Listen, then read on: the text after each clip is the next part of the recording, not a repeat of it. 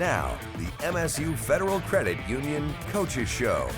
Michigan State has broken an almost decade drought over Penn State. I don't even know how to describe it. It was just an incredible game to play. Getting a ranked win, especially a team that's sitting third in the conference, and in the fashion that we did it, it was significant. We continue to work hard all the time because we know that we're capable of doing big things. The great thing to cap this off would be a win on Saturday for those guys, for the seniors, and walk out of Spartan Stadium their last time as winners. And so we're going to do everything that we possibly can to make sure that happens. As we are now in the final month of the college football season, Michigan State will need to go 4-0 in the month of November in order to clinch a bowl game. The Spartans are currently on a 6-game losing streak after falling at Minnesota this past Saturday. And in the loss, true freshman quarterback Sam Leavitt replaced redshirt freshman Katin Hauser and led MSU on its only touchdown drive of the game. So it's something we had to discuss with interim head coach Harlan Barnett this week. Going back to Saturday against Minnesota, with the fourth quarter, you had mentioned after the game how it felt similar to the Rutgers one in terms of giving up double-digit points. What do you feel like was the common denominator in both of those games that allowed the other team to have success? We didn't finish like we need to. Still been talking about that and trying to, get everybody to understand that. And when I say that, I mean everybody just doing what they're supposed to do, the discipline part, doing your job. We showed our guys even today where they were doing their job throughout the early parts of the game, even into the third quarter. Same play they were running. And then fourth quarter, they run the same play, same defense, and we're doing something different because people thinking they have to make a play or just get lackadaisical on their technique and fundamentals. And we got to just keep staying on that stuff. Technique and fundamentals, the discipline part of it, doing your job. So that's what we saw. I feel like it wasn't long ago I was asking a similar question with the quarterbacks.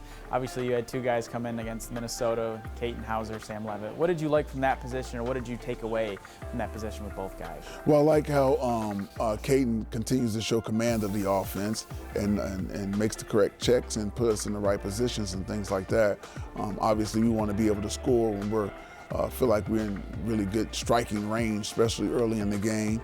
And again, that's not all him. Like I said, we need all 11 to execute to be able to get things done. So I like that about him. And then about Sam, you just like him coming in and being able to, spark us a little bit, with his running and things like that. Where Katin didn't turn it over, Sam did have a couple turnovers, but still a great competition that's going on, and we're going to need those guys down the stretch of the season. On first and goal, Leavitt throws, end zone, and that is caught for a touchdown by Tyrell Henry. When Sam came in, what impressed you the most about him just being someone that's a true freshman, joined you guys in the summer, so he hasn't been here that long? What just impressed you about his ability to really drive the team down the field on that one drive and score? Sam is very, very confident. Close to cocky, but he's not cocky. He's very, very confident. And so when you're that confident and belief in yourself like that, you can make some plays happen and do some things. On the other hand, then you can also have some turnovers when there's good and bad in that. But we want to see both of these guys continue to grow because they're going to both be really, really good quarterbacks in the future here. I also, too, want to ask about someone on the other side of the ball, Simeon Barrow. He obviously had maybe an odd week last week of entering the portal, then coming back. Just what was it like kind of dealing with that, or just talking with him about his decision to go in the portal, but then maybe ultimately have him come back? Well, it was great to have him come back. I said this late last week when he did come back. I said, well, let me check with the coaches, let me check with the players, some of the leadership and on the team, and everybody was like, yeah, let's do it, let's do it. He's a great guy, he's a great teammate. Obviously, he was voted one of the captains previously by his teammates, and we were excited to have him back, and then he had a great game. He played really, really well, blocked a field goal attempt. The energy was there, his passion was there, and we're glad that he's back with us. No good. Simeon Barrow Jr. and the Michigan State defense makes another play, denying Minnesota 3 points. Have you had a situation like that where a guy was maybe thinking of going in the portal, potentially did, but then quickly he decided, no, that wasn't for me, wanted to stay? No, that was the first for me. That was the first for me, and and we're glad he's here with us. But that was definitely a first. You've probably had a lot of firsts these last couple of months, haven't you? Yes, a lot. I'll never forget this season. And we still got 4 to go. Let's go attack these 4 this month of November, and we're looking forward to it. Yeah, Senior Day on Saturday against Nebraska. What do you hope the seniors can take away? Obviously, they have been through a lot in their time here, from a coaching change, and then obviously this year. What do you think that the biggest thing would be for them to take away on Saturday? That a Spartan's will, being a Spartan dog, is nonstop. It's relentless. It's all the things that we've been talking to them about since they've been here, about just competing and a never give up mentality. That's who Spartans are, and that's who we've always been. And so, the great thing to cap this off would be a win on Saturday for those guys, for the seniors, and walk out of Spartan Stadium their last time as winners.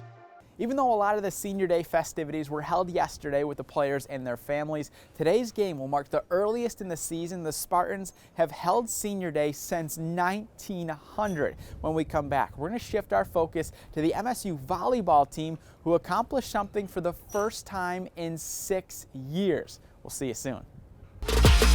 This segment is sponsored by the Lansing Sports Commission. Experiencing a Spartans game is a lot like life. Farm Bureau Insurance sees the connection and is a proud supporter of Michigan State athletics. Find an agent who can protect what matters to you.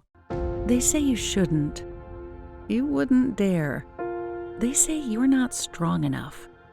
Don't have the drive. Lack the inspiration. The world is full of people who will tell you what you can't do. Just say 2 words. I will. There are no small dreams. Begin with an idea. Start now. Dream big with MSU FCU. Federally insured by NCUA. Welcome back to the MSU Federal Credit Union Coaches Show. Last Saturday, the Michigan State volleyball team picked up their first ranked win under second-year head coach Leah Johnson when they took down number 13 Penn State in 5 sets. Leading the way for the Spartans was freshman Taylor Hold'em, who leads the team in kills this season. Our Haley Schoengart sat down with the New Zealand native this week and has more on her journey to East Lansing, as well as her journey to learning the sport. Well, we'll start off with the big one. Taylor, you all beat Penn State for the first time at home since 2002. You had 14 kills in that game. How do you even begin to describe what took place that night? Michigan State has broken an almost decade drought over Penn State. I don't even know how to describe it. It was just an incredible game to play. It was so much fun. Our team, we put everything in. We worked so hard, and everything that we had practiced came together in the end. And it was special for more reasons than one for you. You had a special visitor in town. Yeah, I had my mum here visiting, which was so unreal. To see her in the crowds, it was just it was a dream come true, really. She picked this weekend because we have 2 home games back to back. She really wanted to see us play some big games, and she was so happy to be able to see us play that. Growing up in New Zealand, how did you first get introduced to volleyball? I started volleyball at the start of high school, and I was at a track and field meet for a school, and the volleyball coach was there, and he saw me do triple jump, and he came up to me and was like, "You have to come to volleyball trials tomorrow." And I was like, I don't even know what volleyball was. I was like, okay, sure. And I went with some of my friends, and I loved it from the first time. I was like, this is just what I want to play. And then quit all my other sports and just stuck with volleyball. In 2022, you go to the Beach Volleyball World Championships. When did you make the crossover from indoor volleyball, or was beach volleyball always something that you had enjoyed doing? In high school, we had our whole team. We had nationals, and attached with nationals was beach nationals. So our whole team just played beach for fun. And me and my partner, she had played volleyball for her entire life. And we started playing beach together, and we won all these little tournaments. And then we were like, wow, we're actually kind of good at this. And then we went to all the nationals and stuff. We hadn't played much beach before, so as soon as we started, we improved so fast. It was so cool to see all the other countries, competing against all the other countries, and competing for your own country was an unreal experience. When did you decide that even college is something you wanted to pursue, and was it something that you knew you wanted to pursue here in the States? I didn't even know about coming to America until my second to last year of high school when my high school coach, he had a friend that was a recruiter. He was like, you should just talk to her and see if it's something you want to do. And I started talking to her, and then she got me, she sent out my film to all these schools, and I started talking to some coaches, and I was looking at all the Instagrams and stuff, and I was like, this looks amazing, I want to do this.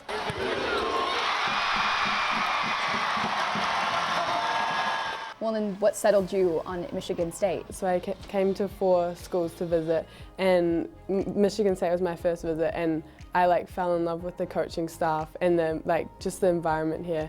The team, they were all so close, and I just fell in love with it. It felt like home. Was there ever any worry coming into a new place, a new country? Did you worry that you weren't going to be able to have an impact super fast? I came into this not expecting to play my first year, even 2 years. So to be able to be playing now is it's incredible, and I was not expecting it at all. Well, and you're doing pretty good this season. What's been working? So I came early, so I came in the spring, and that helped me so much because I was able to get into a flow, understand the American style of volleyball, which is quite different to at home. So coming early really helped me catch up to where I needed to be. So what were the big differences from New Zealand style volleyball to American style volleyball? Americans hit the ball so much harder than we do at home. At home it's more kind of playing beach indoor. At here it's everyone just tries to hit the ball as hard as they can. And that was really cool for me because I was like, wow, I can actually hit, I worked out how hard I can actually hit the ball. And you have the freedom to do that here, which is really cool. Some of the rules are different as well, which is I learned another rule the other day actually. I was like, wow, I did not know that. Was there something that shocked you about coming to America, just everyday life? Well, driving on the other side of the road, that was a shock. When I first got here, I got into, one of my roommates picked me up from the airport, and we were driving and I was panicking. I was like, you're on the wrong side of the road, you're on the wrong side. Another thing was Halloween. That was, we don't celebrate Halloween at home. So just everything in America is just so so much bigger. The portion sizes are huge compared to home as well. When MSU faces Iowa tonight, it is going to be a full circle moment for Taylor as she will face her beach volleyball partner who now plays for the Hawkeyes, and what's even cooler is their head coach in high school is flying in for tonight's match. Well, after the break, we're going to be sitting down with another newcomer on the roster and see what led her to East Lansing. We'll see you soon.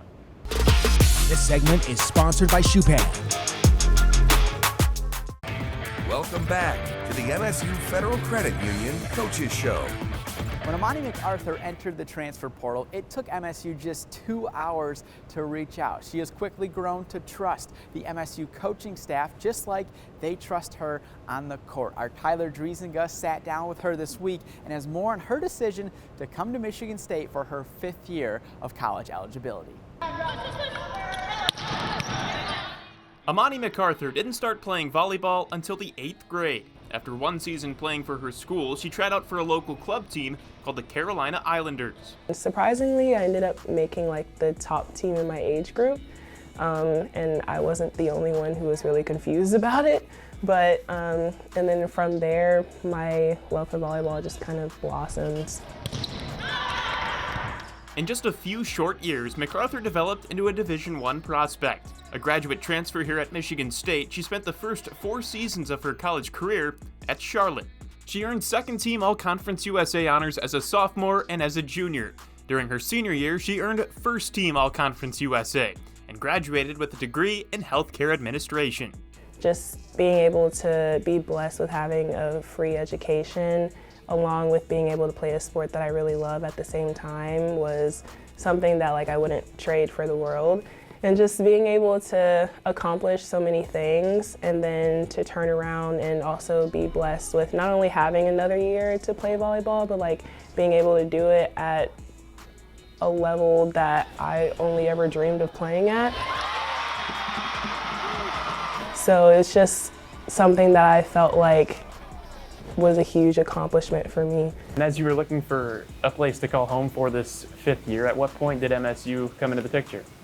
MSU came into the picture from the very beginning, literally 2 hours after I entered the transfer portal. I think what really did it for me was when I came on my visit and saw that not only did they want me here to play volleyball, but they wanted me here because they really were invested in me as a person and like what I could bring to this program. MacArthur says she clicked with head coach Leah Johnson right away, which has eased the transition from Charlotte to East Lansing. I'm not a person who like opens up easily. I guess I'm very introverted, so like I try to be to myself a lot, but she's just like someone who's so easy to talk to. She almost kind of gives me like the best friend energy almost, because it's just so fun to talk to her even about the most random things or just like funny stuff that like I'll see sometimes. Like I feel like our relationship, even though I've only been here for a couple of months and I only have like a month and a half to 2 months left, I feel like that's a relationship that flourished really fast and like won't go away so easily. Heading into the Penn State match last Saturday, MacArthur says that Coach Johnson's message to the team was to go take what they deserve. It was kind of interesting because she usually has her pregame talks and like we don't usually talk during then, but that one time she was like going around the room and like asking people like, why do you deserve this win? Like, what are you gonna bring to the table? And kind of just having us like put that out there as to like why we're gonna work hard and make sure that like we stop at nothing to secure that win for us. Michigan State has broken the almost decade drought over Penn State. You think that win sent a message that, hey, this isn't the Michigan State of the last couple of years and you guys are turning a corner? Yeah, I definitely think it sent a message that like this team here is like we're out for blood and we're ready to do new things. Amani MacArthur came to Michigan State because she believed in Leah Johnson's vision for her and for this program. And while last weekend's upset win over Penn State surprised a lot of people, MacArthur isn't one of them. She says she's known all along this is what the Spartans are capable of. I had the faith in this team from the very beginning. Like once, like even from open gym before preseason even started, I was like, this team is going to do great things. MacArthur has been making the most of her one season as a Spartan. Just back in September, she was named Big Ten Defensive Player of the Week. Well, we need to take one final break, and when we come back, we're going to be chatting with the Spartans' leader, head coach Leah Johnson. We'll see you soon. This segment is sponsored by MSU Healthcare. Welcome back to the MSU Federal Credit Union Coaches Show. Anytime a coach at Michigan State can take down rival Michigan early in their career, the fan base tends to buy in. That is the case for second-year coach Leah Johnson, who led the Spartans this year to a season sweep over the Wolverines for the first time since 2006, which she then followed up by picking up the highest-ranked win of her coaching career.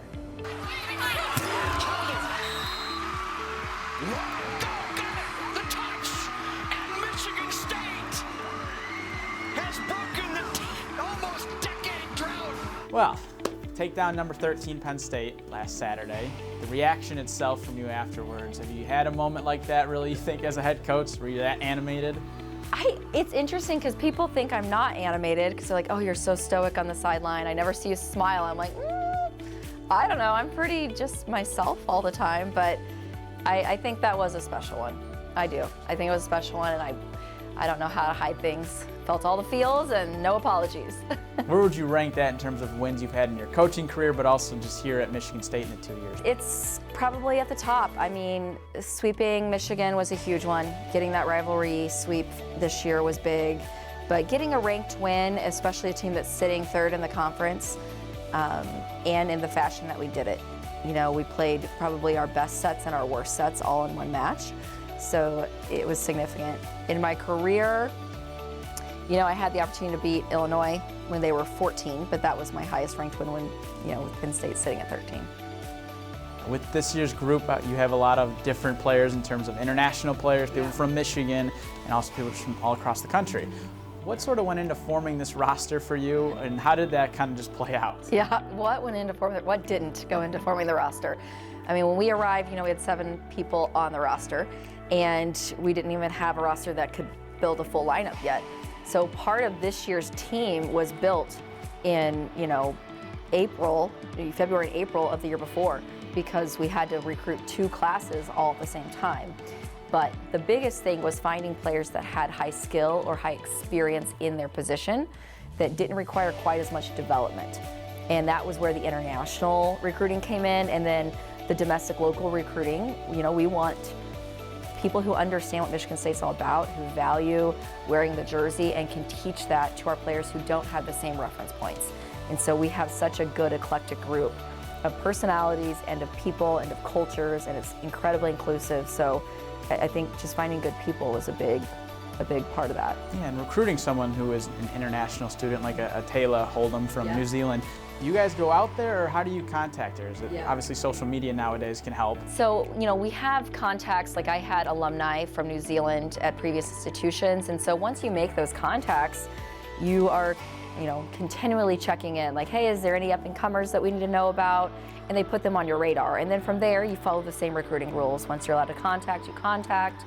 You know, they send you film. A lot of international players know they want to play abroad, and so they're reaching out in their younger days, so you're tracking on that.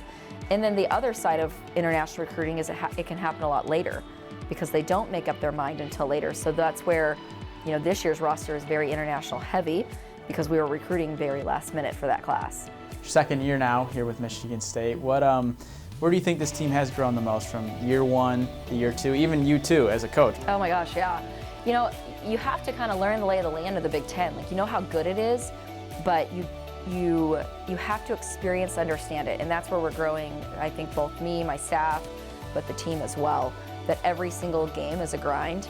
You know, I made a comment yesterday, we had our Halloween practice, and I said, hey, let's get a nice mental recovery day, take the edge off a little bit. We all wore our costumes, played a spike ball tournament, but we did that because every weekend is emotional, because every weekend matters, every opponent is hard, and we had 2 ranked opponents back-to-back nights. You know, we didn't even get a day in between to prepare. So I think that's the adjustment and learning curve of how to show up at that high intense level, but maintain yourself throughout the course of the whole season. The win over Penn State last Saturday marked MSU's 6th conference win of the season, which already ties the most wins the program has had in Big Ten play since 2017. So clearly, Leah Johnson has this program turning back in the right direction. As always, we thank you for tuning into this week's show. Hope you have a healthy and great rest of your weekend. This segment is sponsored by Spartan Dogs for Life.